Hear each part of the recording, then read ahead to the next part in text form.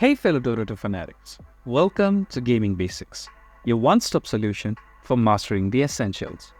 Let's dive in and level up together. In this video, I'm going to show you how to buy Timbersaw's mythical set called Seige engine with Dota Plus Shards in Dota 2.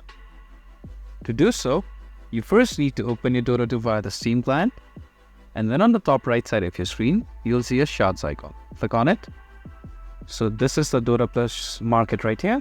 Under Premium Sets, search for Seige engine, which is right over here. You can know more details about this item by clicking on this I button right here. So this is the set itself. You can choose to demo the set by clicking on this Demo Hero button. So to purchase this, all you need to do is click on this button right here, which states the price of the item, which is 75,000 Dota Plus Shards. Click on it, and now click on Purchase, and the item should be added to your inventory. If you found this video helpful, please give us a thumbs up.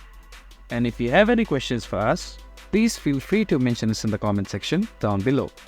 Also, don't forget to hit that subscribe button and ring the notification bell so you never miss out on our latest guides and tutorials.